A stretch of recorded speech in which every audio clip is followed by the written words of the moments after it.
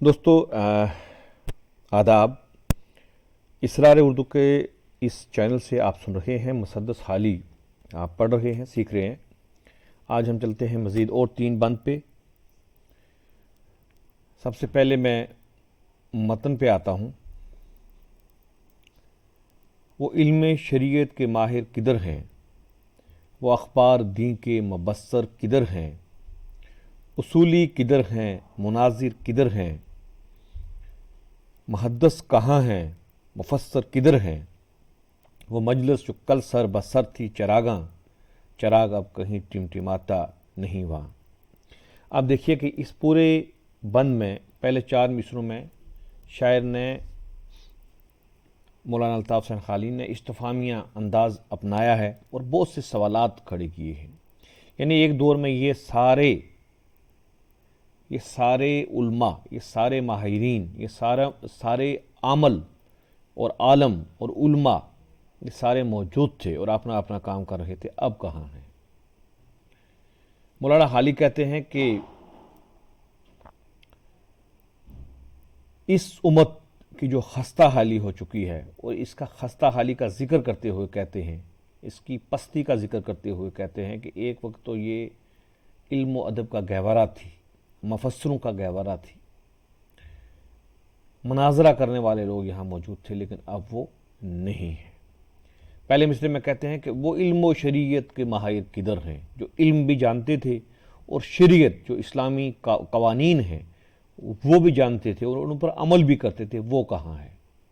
وہ اخبار دین کے مبصر کدھر ہیں، وہ دین کی خبروں پر مبصر تبصرہ کرنے والے وہ کہاں ہیں؟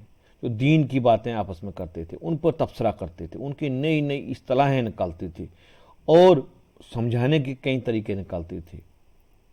اصولی کدھر ہیں، مناظر کدھر ہیں؟ وہ بااصولی انسان جو کبھی کسی کی امانت میں خیانت نہیں کرتے تھے، وہ کہاں ہیں؟ بڑے آپ اس کو مختلف لہجوں سے کہہ سکتے ہیں، وہ کہاں ہیں؟ اب کیوں نہیں ہیں؟ وہ علموں کی بات پہ تبصرہ کرنے والے اب کہاں ہیں؟ وہ بحث و تکرار کرنے والے علم پر وہ اب کہاں ہیں؟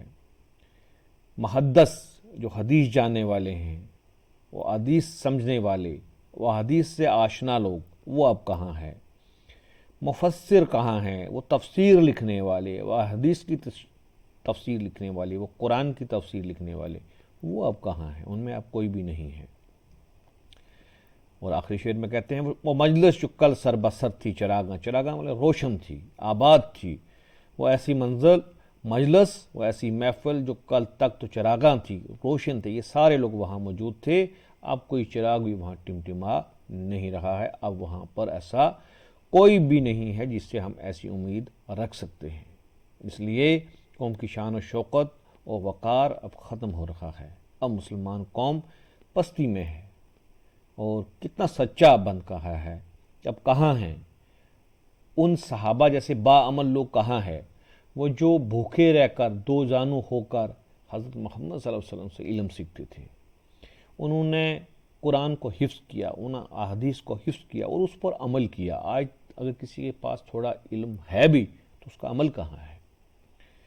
چلتے ہیں جی اگلے بند پر۔ ہمارا یہ حق تھا کہ سب یار ہوتے، مصیبت میں یاروں کے غم خار ہوتے، سب ایک ایک کے باہم مددگار ہوتے، عزیزوں کے غم میں دل افکار ہوتے، جب الفت میں یوں ہوتے ثابت قدم ہم، تو کہہ سکتے اپنے کو خیر الامم ہم۔ خیر الامم یعنی خیر کی امت۔ شاعر کہتا ہے کہ ہمارا یہ حق تھا کہ سب یار ہوتے، ہمارا تو یہ حق بنتا تھا کہ ہم سب آپس میں ایک دوسرے کے یار ہوتے، یعنی دوست ہوتے، بہت قریب ہوتے، مصیبت میں یاروں کے غم خار ہوتے، اور کسی مصیبت کے آنے پر پھر ہم یاروں کے غم بانٹنے والے ہوتے، ان کے غم کم کرنے والے ہوتے، ان کے غم کے شریک ہوتے، سب ایک کے باہم مددگار ہوتے۔ باہم مددگار کہ ہم ایک دوسرے کے مددگار رہتے اور ہمیشہ ایک دوسرے کے مددگار رہتے، عزیزوں کے غم میں دل افگار ہوتے، اور اگر ہمارے کوئی عزیز، ہمارے پیارے، ان کا دل جو ہے زخمی ہوتا، دکھی ہوتا، تو ہم بھی ان کے ساتھ دکھی ہو جاتے. لیکن اب ایسا نہیں ہے، ہمیں ان سے کچھ لینا دینا. ہر کوئی اپنے غم میں مبتلا ہے، کوئی بھی جو ہے کسی کا نہیں ہے. تو اب وہ والی ہمدردی بھی نہیں ہے اور وہ والا اسلوب بھی نہیں ہے. جب الفت میں یوں ہوتے ثابت قدم ہم، تو کہہ سکتے اپنے کو خیر الامم ہم. تو اگر ہم الفت میں یعنی محبت میں اتنے ثابت قدم ہوتے کہ ہم اپنے دوستوں کا، اپنے عزیزوں کا غم جو ہے اپنا غم سمجھتے، پھر اپنے آپ کو ہم خیر الامم یعنی خیر والی امت کہہ سکتے، جو کہ کبھی ہمارا لقب تھا. لیکن اب ایسا کچھ بھی نہیں ہے. چلتے ہیں جی تیسرے بند پر. اگر بھولتے ہم نہ قول پیغمبر کہ ہیں سب مسلمان باہم برادر، برادر ہے جب تک برادر کا یاور، معین اس کا ہے خدا وند داور، تو آتی نہ بیڑے پہ اپنی تباہی، فقیری میں بھی کرتے ہم پادشاہی.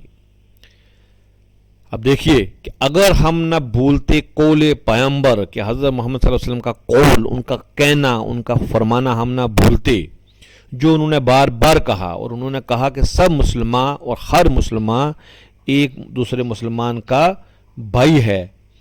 اگر ایسا ہم نہ بھولتے تو ہم ہمیشہ کامیاب ہو جاتے. برادر یعنی بھائی، برادر ہے جب تک برادر کا یاور، جب بھائی بھائی کا مددگار ہے، یاور ہوا مددگار، تو معین اس کا ہے خدا بند داور، تو پھر اس کا معین اس کا مدد کرنے والا خود خدا بند ہے. جب ایک مسلمان، ایک مومن دوسرے مومن کی مدد کرے گا تو اس کی مدد کرے پھر خود خدا کرے گا. تو آتی نہ بیڑے پہ اپنی تباہی. اگر یہ سب ہوتا، اگر ہم نے پیغمبر کے قول کو مانا ہوتا، اگر ہم نے احادیث کو مانا ہوتا، اس پہ عمل کیا ہوتا، تو ہمارے بیڑے پہ کبھی بھی تباہی نہ آتی، ہمیں کبھی بھی زوال نہ آتا، ہمیں کبھی بھی پستی نہ آتی. فقیری میں بھی کرتے ہم پادشاہی، تو پھر ہم فقیر رہ کے بھی بادشاہ ہوتے، جس طریقے سے اس وقت میں تھے. حضرت عمر رضی اللہ تعالی عنہ خلیفہ وقت تھے، اور اس وقت مسلمانوں کا دارالخلیفہ، اس وقت مسلمانوں کی بادشاہی سلطنت سب سے جغرافیکلی سب سے بڑے ایریے پہ پھیلی ہوئی تھی.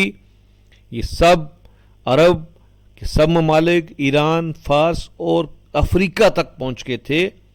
لیکن آپ دیکھیے کہ حضرت عمر کی زندگی کو، کہ وہ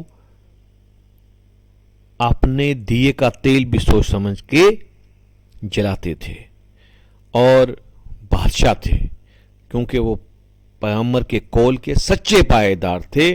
تو اگر یہ آگے ہی رہتا تو اس طریقے سے ہمیں کامیابی ملتی. تو یہ تھے 3 اور مزید بند. 1 یا 2 سیشن میں انشاءاللہ مسدس ہماری ختم ہو جائے گی.